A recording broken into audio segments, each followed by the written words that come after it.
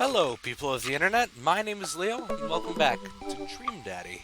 Now, in the last episode, we met Brian and Chad Kensington, also known as Joseph, who has just gone. So, let's see what's going to happen next. He seemed nice. Amanda walks back into the living room, crumbs on her face and cookie in hand. That was the smoothest recover I've ever seen. I should be taking notes. Yeah. See? You're already fitting in great. Where'd those cookies go? Man, if you ate all those cookies, I'm going to murder that duck on the chair. Oh, by the way, I apologize for the fan in the background, but just got back from some yard work and I'm dying. They're gone. I'm sorry. If it makes you feel any better, they weren't very good. So you ate all of them anyway. Yeah. I guess that makes it break time. Any ideas? Could use some coffee. Joseph probably wants his plate back. Let's be a good neighbor and bring Joseph his plate back. Or Chad Kensington. I swear that's Chad. And actually, I think Joseph is voiced by Aaron from the Game Grumps. I believe, anyway. I think we get a ton of good neighbor points if we bring this back. We're gonna be the best neighbors in this whole cul-de-sac. We're gonna kick all those other neighbors' butts with kindness. Amanda and I step outside. Oh. Shoot, I'm actually not sure which house is his. I'd hazard a guess it's the big one with all the well-groomed blonde children sitting in the yard. G'day, kid. Huh. Remember, we need to make a positive first impression here. Keep it light. We walk up to the kids and wave. Hey guys, is your dad around? They all just stare at us blankly.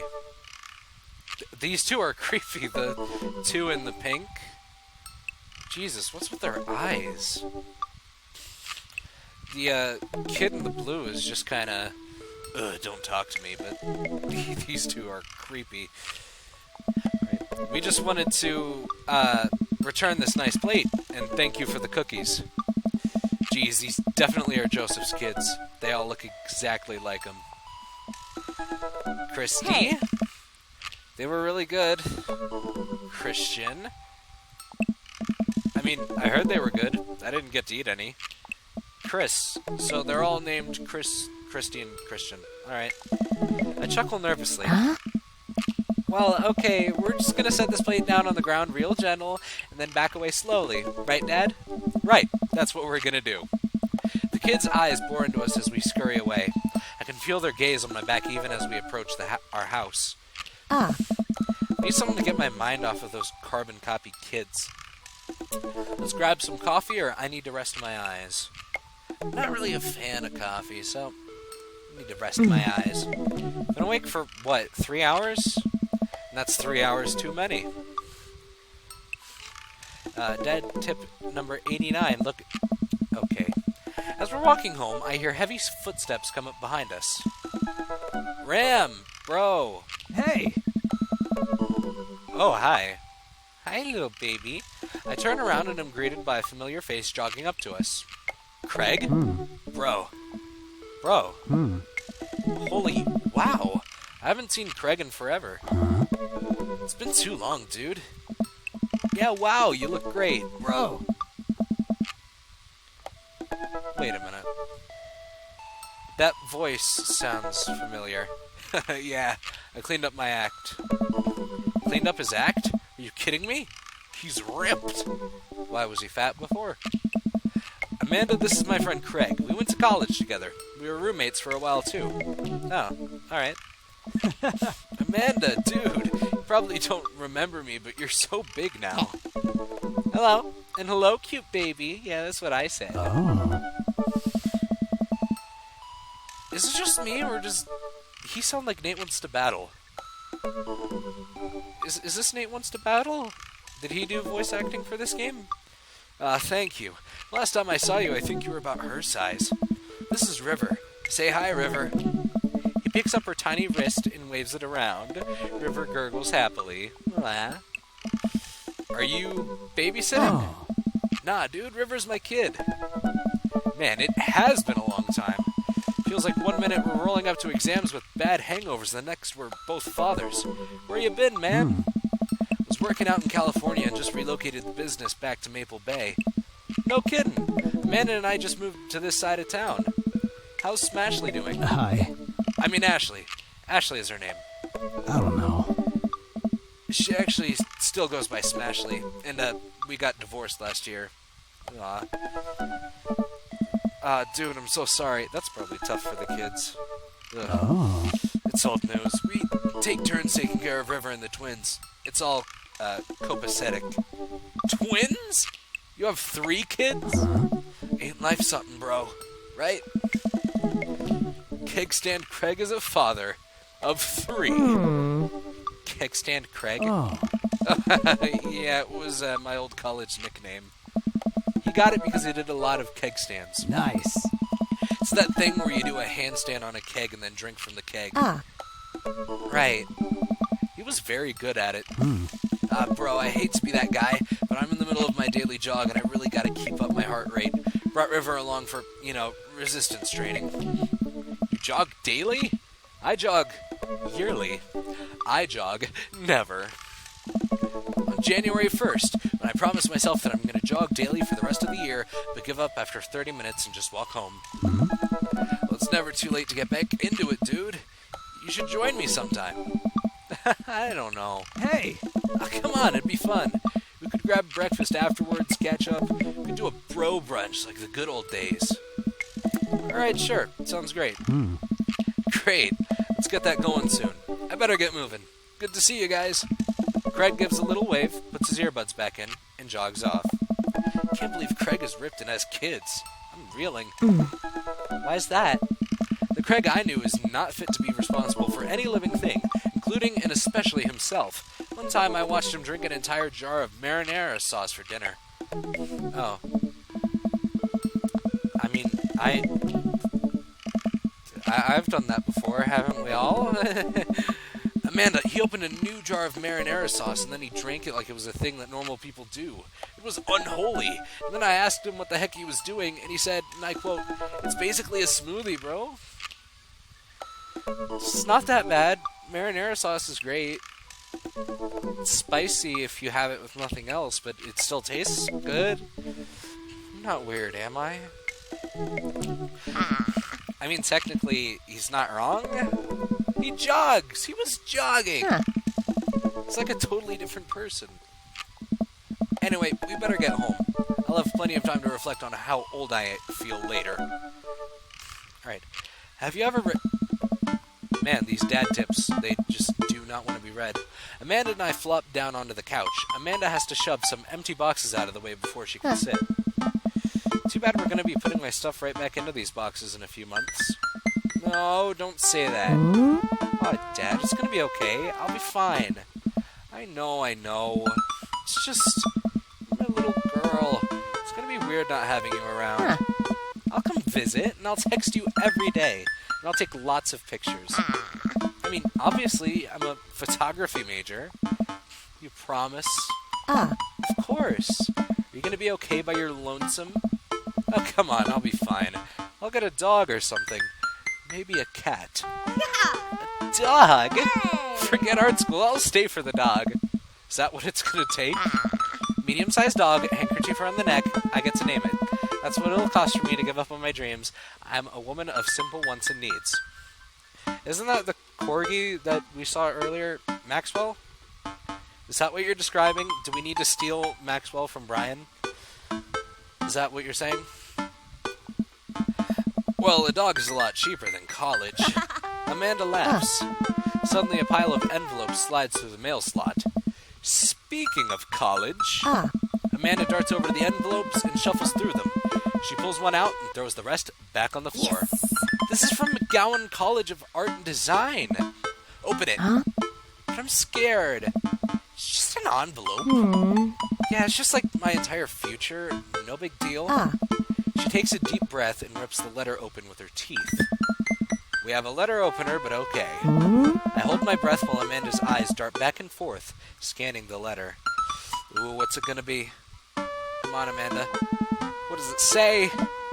The admissions committee has reviewed your application. Blah, blah, blah. Her face drops. Oh no.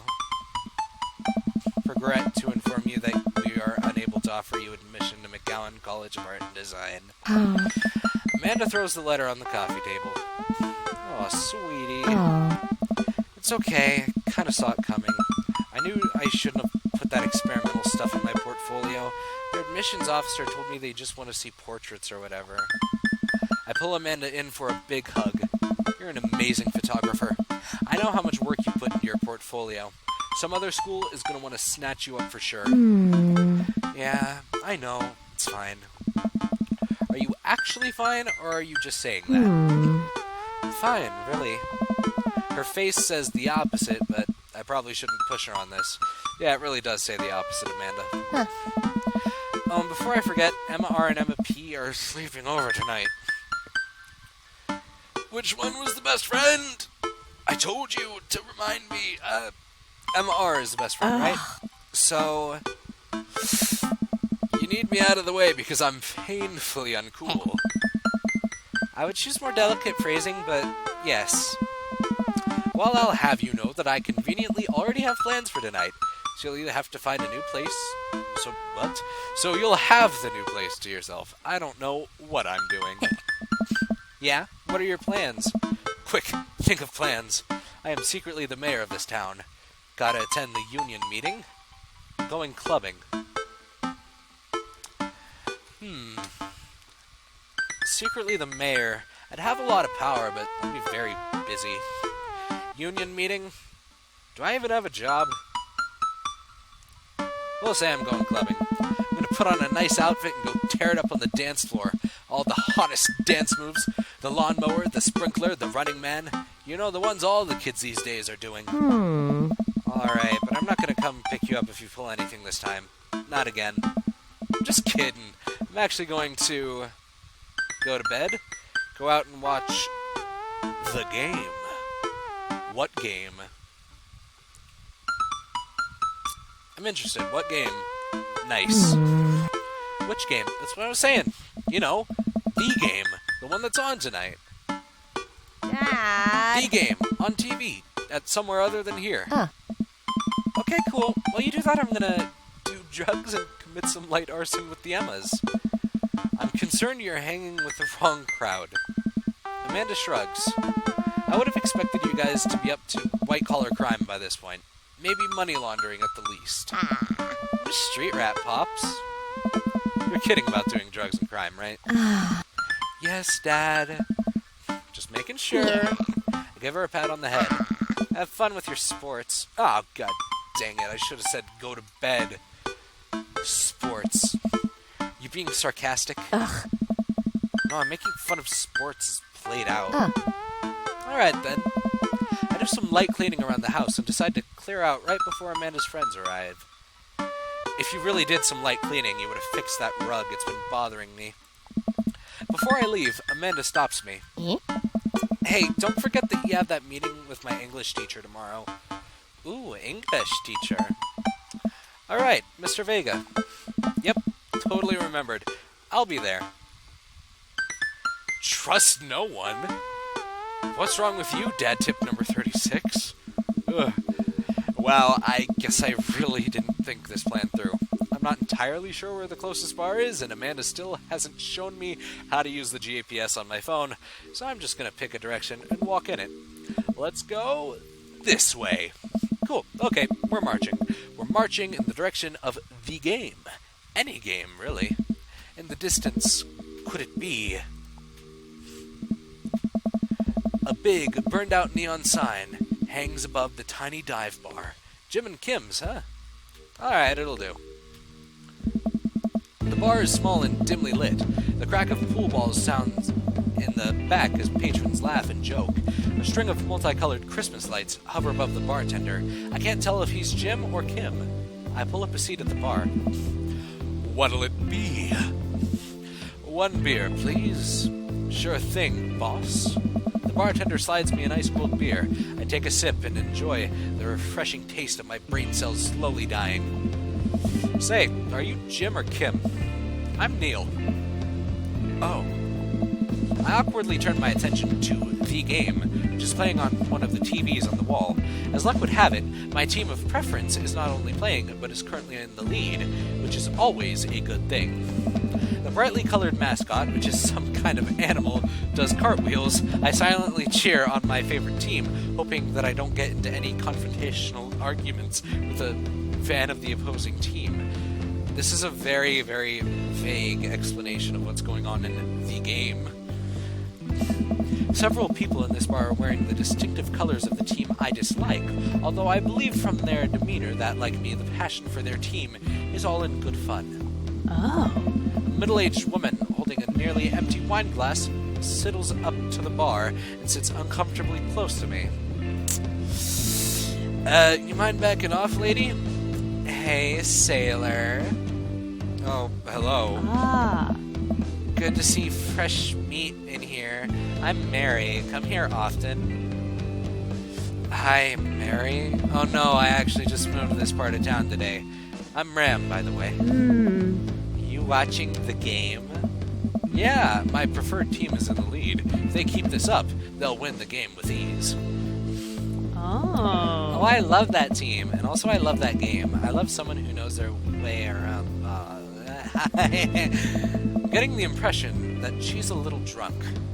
Buy a gal a drink?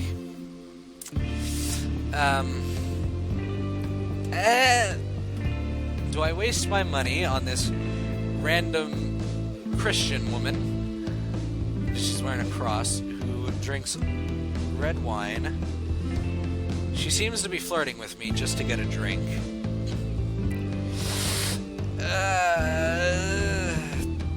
I'll buy Mary a drink.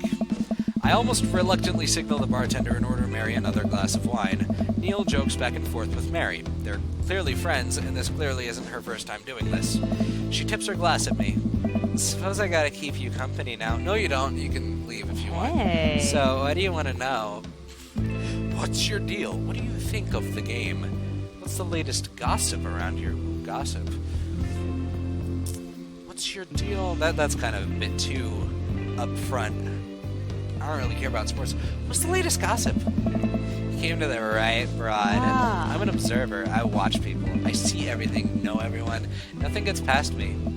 So what? I thought you were gonna... I forgot what we were talking about. About the gossip? You said nothing gets past you.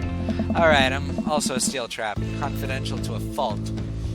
Crap, we're not gonna get any gossip. So what else can you tell me about this part of town? It's quiet, that's for sure. If you want an idyllic little life with white picket fences, this is the place to do it. But every town has its secrets, you know. She takes a sip of her drink. It was a little too ominous for my taste. She leans closer. Would you like to learn some of my secrets? Oh boy! Maybe some other time? As in, no? Suit yourself, sailor. Mary saunters off, setting her sights on the newest bar patron to enter. I happily watch the game over another beer. The game has gotten close in terms of points, a little too close than what I'm comfortable with. After a particularly skilled player scores a number of points for the other team, putting them in the lead, I hear an affirmative grunt from another man at the bar. Go team. He sits alone, brooding over a beer and keeping an eye on the game. Alright, who are you? Enjoying the game? I am now that we're winning. Oh, we must be rooting for different teams. In my opinion, my team is far superior.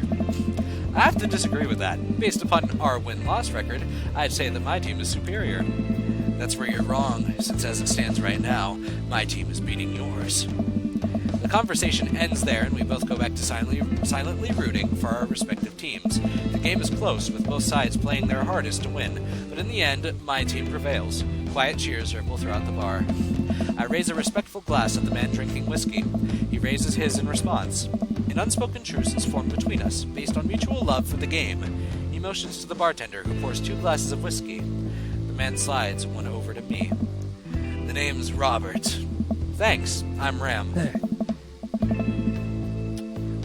Your voice also sounds familiar. You must be new here. Mary already hit on you? Yep. Yeah. Robert chuckles.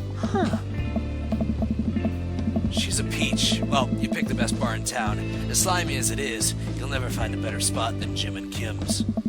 Is there actually a Jim or Kim that runs this place? No, that'd be Neil.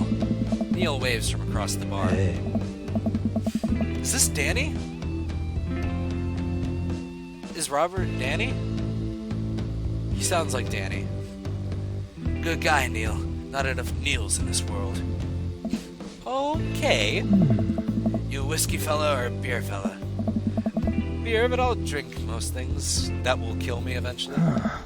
You like shots? Ooh, shots fired. I don't like them. I have a feeling this guy loves shots, but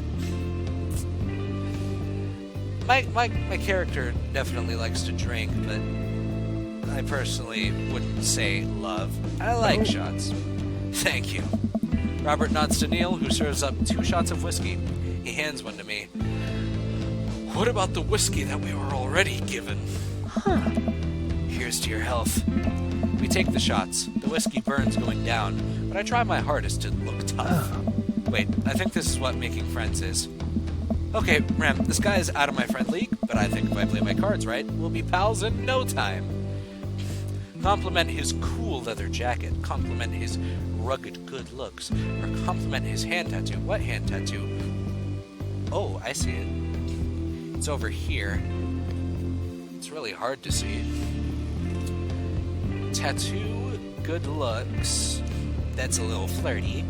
His cool leather jacket. I think cool leather jacket. I like your jacket. Thanks. Been in my family a long time. Passed down from firstborn to firstborn. Cursed, some would say. Oh, okay. Okay. Oh, do we live in Texas? That's a little Texas back there. Man, this guy is mysterious and cool. Hey. Way cooler than I am, at least. Robert signals to the bartender for another round. What are you doing here tonight? My daughter kicked me out of the house, running from my problems, trying to make friends. You know, honesty is the best policy. My daughter kicked me out of the house. Not like forever. She was having a sleepover with her friends. Family type, huh? Single dad. He gets up. Be right back. Gotta powder my nose. He's totally just ditching. Never seen Robert this talkative. He must like you. Oh. I guess so. I gotta admit that Robert has a gruff charm to him. If a guy like that thinks I'm cool, then I really must be. Alright. Robert comes back from the bathroom and grabs his leather jacket that he was already wearing. I'm gonna go home. You heading my way? Oh, sure. Robert and I leave the bar and find ourselves walking in the same direction. Hi. Hi. I live in this cul-de-sac down the way. Does everybody live there? Me too. We just finished unpacking today. Great place to be. Good neighbors. Well, some of them. Who's that? We get to Robert's house, which is just a few houses away from mine. We stop and he turns to me. I don't kiss and tell, Ram. What? So are we doing this, or what? What? Hey. You know. Do you want to come inside or not? A wave of realization rushes over me. I blush. Oh. Oh. Oh my. Lay it on smooth, smile and nod. No, thank you. I mean, this game is about dating dads, and I guess that was our first date. I guess I'll lay it on smooth. Well, I don't see why not. That sounded smoother in my head. Let's do it.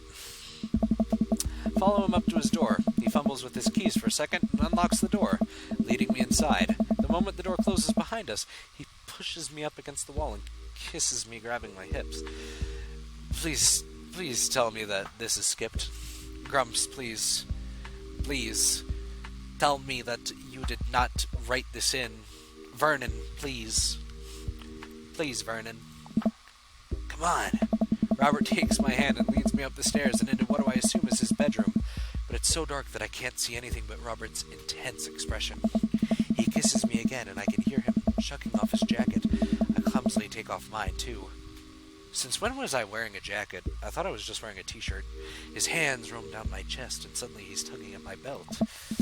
I don't normally do this. Do you want to stop?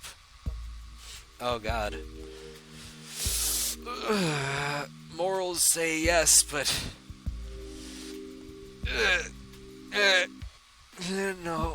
No. Good. Robert continues to unbuckle my belt and guides me to the bed. Let's have some fun. Oh, God. Please don't... Oh, yay. Alright. We're good. They skipped it. Thank Vernon. Thank you. Sunlight streams in between the slats of the blinds. My head is pounding. I really overdid it last night. Wait a minute. This isn't my old house. Or my new house. Oh, right. I look around for Robert, but find myself alone. Hello? There's a clatter from the bathroom and the door opens. Robert is fully dressed and grabs his keys. That was fun. Yeah, it was. You should go. Alright. That's certainly not what I was expecting. Well, talk to you later? Robert cracks a smile. Sure, your clothes are over there. I hastily get dressed and show myself out. The sun is unbearingly bright. I need to lie down. Start to make my way back home when I suddenly remember. Amanda! Oh yeah, we have the... Ooh, achievement unlocked. Bad dad. Yeah, we're a really bad dad. So we have that meeting with that English teacher today, right? I rush back home and throw the door open. Something smells delicious. Amanda? Amanda runs out of the kitchen and looks slightly disappointed. Aw, man, I was kind of hoping you had gotten kidnapped and I was going to have to come rescue you. No, I didn't get kidnapped. This isn't reverse taken. We're fine. I made a friend at the bar last night and ended up sleeping over at his place. Where are the Emmas? I left a little while ago. Oh, you guys have fun? Yeah, watched some movies, ate snacks, stole a cart, usual sleepover stuff. You teens and your larceny. So, this breakfast that's cooking, what's that all about? Well, there's hash browns and eggs and bacon. El tocino es muy sabroso. Can I? Yes, you can have some breakfast. Bless you, sweet child. My head throbs. I gotta do something about this hangover. Amanda, your loving father might have overdone it last night. Somebody's hungover. Father of the year. You wouldn't happen to have any aspirin or... Alright. Got just the thing. Hang on. Amanda runs to the fridge and pulls out a jar of pickles. I don't like pickles. I don't want... Please tell me that I'm not eating a pickle. Then again, this is Ram Kirk, not me. Amanda, what? Yes! Drink this! The pickle juice? Huh? Ugh. Yep, it's what I used once I would assume someone would use. I would also assume that it works pretty well. Although I've never tried it before and won't try it, obviously. Amanda, who raised you? Amanda Ann. Who raised you? Amanda Ann. Give her a stern yet resigned side eye. I eye her suspiciously. I eye the jar of pickles even more This better work. This better not work, actually, because you shouldn't know this. I down a sip of the tart juice. No, more than that. Way more than that. What? I mean, I assume. Oh. Watch it, you. I drink more pickle juice and help myself with the delicious breakfast that Amanda has graciously allowed me to partake in. After inhaling some hash browns and dunking several pieces of bacon into runny egg yolk, I'm starting to feel a little better. Amanda grabs her backpack and keys. Well, I gotta get to class. Don't forget the meeting with Mr. Vega, okay? He said it was important. Love ya. I'll be there. Knock 'em dead, kiddo.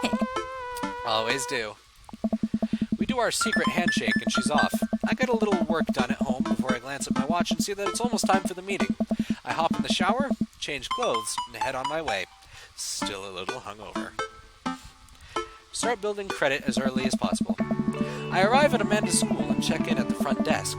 They give me a bright orange visitor sticker and send me on my way. I feel pretty haggard after not brushing my teeth or showering, but hopefully nobody will notice. I check my watch and am relieved to see that I'm only 2 minutes late. Wait, was it room 103 or 108? I spot a youth standing at his locker and approach him for help. Excuse me, do you know where Mr. Vega's classroom is? The youth turns around and looks me up and down with heavily lined eyes. Oh. Sigh. Come on, kid, I'm late for a meeting. Mr. Who? Mr. Vega. I don't know. Have you tried the exits? Okay, wise guy, are you gonna help me or not? Sigh, fine. I feel stairs to the left. Can't miss them. I head up the stairs and walk around, unable to find Mr. Vega's class anywhere.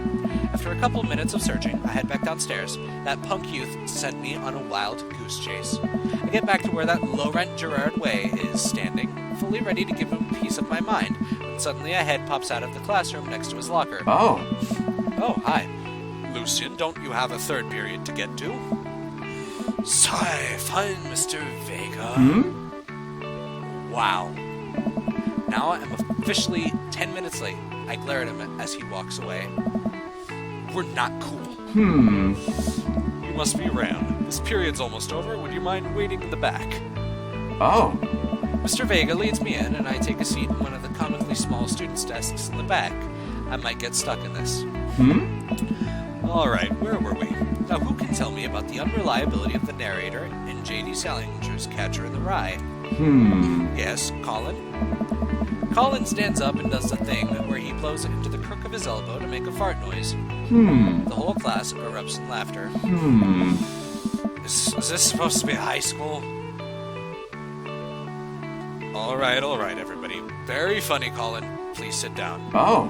Now, Holden Caulfield is an unreliable narrator in the sense that the bell for the end of the period rings, all of the students immediately get up and make a break for the door. What? What?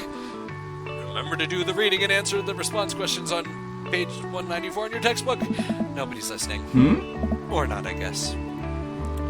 Mr. Vega turns to me and sighs. Middle schoolers, right? Oh, this is middle school? Don't you teach high schoolers, what? What does this all mean? Both, budget cuts. Oh yeah, my school used to have a bunch of budget cuts too. Right. Thanks so much for coming in. No problem, Mr. Vega. Please, call me Hugo. I don't normally do these impromptu parent-teacher meetings, but as I'm sure you know, Amanda's a very bright student, and I'm concerned about her recent behavior. What's going on? Amanda has never been the most engaged student, but I know she cares. Recently, though, she's been falling behind. She's not completing assignments and has been doing rather poorly on tests. I'd normally chalk this up to senioritis, but this is strange. I thought Amanda always shared everything with me. It hadn't even crossed my mind that something might be wrong. I just wanted to ask, is everything okay at home? We just moved. She's fine. She has a tendency to bottle things up. We just moved. Well, we just moved recently. It was only to the other side of town, and Amanda was more excited about it than I was. See if you can talk to her about it. I know she values you a great deal and would appreciate your guidance if she keeps heading down this road. I know how important art school is to her, and I would hate to see her miss out on scholarship money that she clearly deserves. I'll make sure to talk to Amanda. Thanks for letting me know, Hugo. Anytime. On my way out, I stop, thinking for a moment. I turn to Hugo. Hey, Hugo? Oh. Yes. They ever catch that rye? Yes. Alright. I leave the classroom and make my way out of the school. I'm still a little bit in shock that Amanda was able to hide this so well from me. She's always been such a force for positivity in my life, especially after we lost her father. Amanda must be done with classes for the day by now. I'm sure she would appreciate a ride home. Maybe I can talk to her about what's going on. I pull up to the carpool and Amanda hops in the passenger seat. Yeah. So, did you have fun gossiping about me? Mr. Vega and I actually just gossiped about our celebrity crushes. She talked about Mario Batali the whole time. It was a very productive meeting. I'm pretty hungry. Can we grab some dinner? Sure thing. We can make something at home. Let's go to the mall food court. Let's be health, Dad. We can make something at home. Cool, I think with our powers combined, we can throw together a gourmet meal worthy of the Food Channel. I don't know about that, but I can promise you it will at least be edible. Alright. That's the spirit. We drive in silence for a short while. Amanda plays a game on her phone. I should say something. You know, sometimes when a kid gets older, they find that they have to keep things hidden from their parents, and that's okay, but sometimes that's what kids do. And that's okay, but also sometimes it's good to have the parents' perspective, because, you know, maybe the parents have also dealt with similar situations. And maybe they're a little cooler than you give them credit for. Anyway, what I'm trying to say is that it's good to share. Love you. Have you been reading my tweets? You have a Twitter? What? Never mind. What is your Twitter? Look, sweetie. Mr. Vega said you haven't been participating in class and that you're not turning things in. Huh? Well, I'm fine, Pops. Senioritis and all that. I thought you liked Mr. Vega's class. It's fine. He's fine. We pull up to a stoplight and I eye Amanda. She's still texting.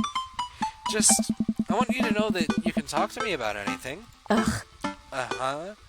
Don't get mad at me. I can tell that whatever it is, she doesn't want me knowing about it. That's frustrating. I heard MRR is going to that fancy art school in California. That's exciting. Yep. Are you bummed that you guys aren't going to the same school? Yep. Amanda keeps texting. She stifles a laugh. What's so funny? It's a... I don't think you'd get it. Okay. Who you texting? Noah. Who's Noah? My friend. Does he go to your school? Yep.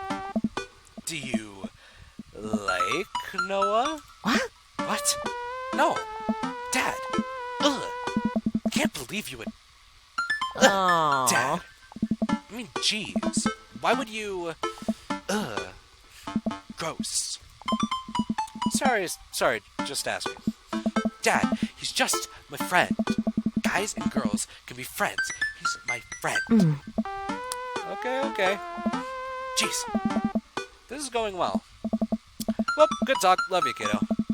She leans forward and turns up the radio. I guess that conversation is over. It's okay to cry if you're feeling sad. Alright. I think that is going to be all for this episode. If you enjoyed this episode, then don't forget to leave a like and subscribe, and I will see you in the next one. Bye!